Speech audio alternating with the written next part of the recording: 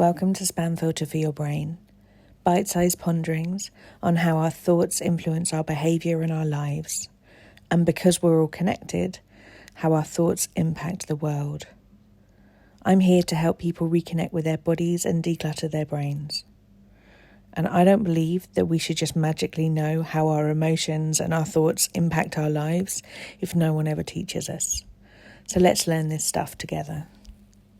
The thing no one wants to hear is you can't manage other people's emotions. Something that's not talked about in a lot of discussions about people pleasing is the idea that most of us respond from a position of people pleasing in the hope that we can try and control what other people think and what other people feel. And so we won't have to deal with their emotions. A lot of the time, things that we classify as people pleasing come from a place of us not being willing to allow other people to have their responses to us not wanting to do things. And we don't want to have to deal with the things that we're going to say to ourselves if someone else doesn't approve or someone else does not agree with our choices. A lot of us go for actions which look a lot like people pleasing to avoid having to deal with our own emotions.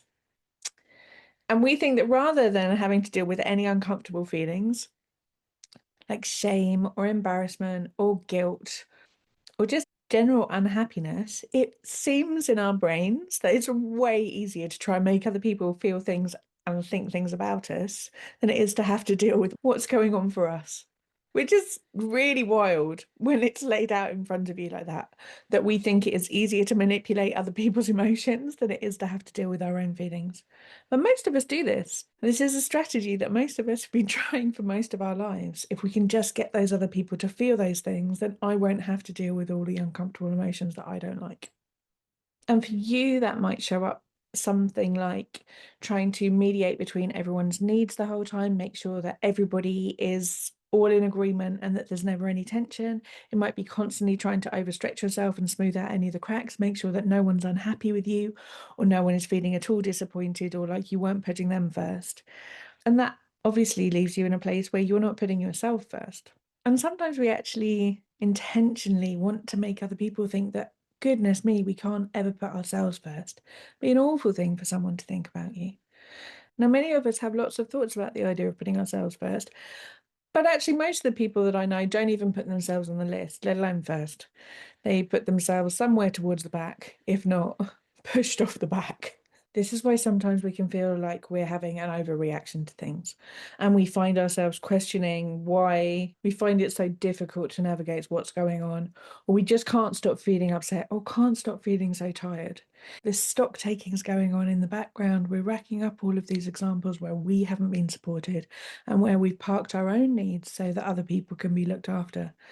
And the sad fact of all of this is that you actually can't control what other people think and feel, because what they think and feel is down to their life experiences, their morals, their ethics, genetics, environmental factor, whether they had enough breakfast, a whole load of things that are completely outside of your control.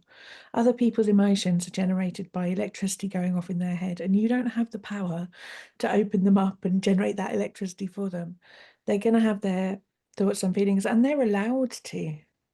So what happens when you allow other people to feel disappointed with you? What happens when you allow other people to just have thoughts and just have feelings and not feel like you need to correct them? What happens for most of us is we're then faced with this dreadful situation where we have to deal with our own emotions. And that's something that very few of us were ever taught. And that's why it can seem really scary. And that's why our body is like, absolutely not. I will do anything to try and get away from that notion. But it is possible to learn. And I invite you to just have a little contemplate what it could be like if you stop trying to control what everyone else felt and thought about you the whole time and felt a thought about everybody else and trying to constantly navigate managing everyone else's emotions, expectations, and feelings, and worked out how you can decide what you want to feel about stuff so you can concentrate on the things that are important to you. What would you have more time for in your day? Have you got a hobby that you always wanted to start? Would you get to see your mates more? Would you get to decide to do some meal prep? Might you have more of an early night? All of these things cost you energy that take time out of your limited number of hours that you have in every day. And when we stop trying to control what other people think and feel and just allow them to have their emotional responses, we can bring all of that stuff home to ourselves and go, okay, when I feel like this, do I like it? Do I not like it? How can I try and work out what I might want to be feeling instead? What is me not being willing to feel this feeling costing me? What am I avoiding because I'm not willing to sit in this uncomfortable emotion for a bit? Where am I spending all of this time emptying my energy elsewhere to try and avoid the sensation in my body? And if I were to just sit with it for a minute, how long would it actually last? I promise you it's not actually forever, even though most of us think that it is. Learning to navigate our emotions is such a life skill I wish we all knew, which is why I teach it inside Self-Care School. And I invite you to just think, just have a little daydream about what might be possible if you weren't looking after everyone else at the time. You're allowed to have needs. That's my message of this week. You're allowed to focus on yourself, and I would argue that we all benefit when you do. If this seems like just a pipe dream, I promise it is possible. If you'd like to know how, there's a whole load of resources in the show notes.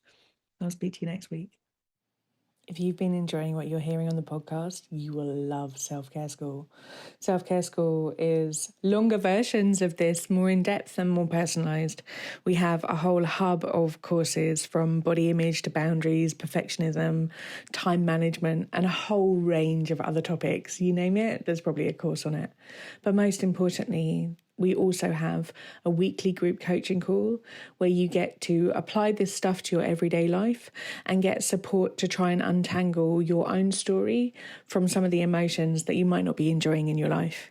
If you would like to learn how to apply this work to your specific situation and to be building a life of your dreams, I would love to see you inside. Do pop over to selfcareschool.co.uk.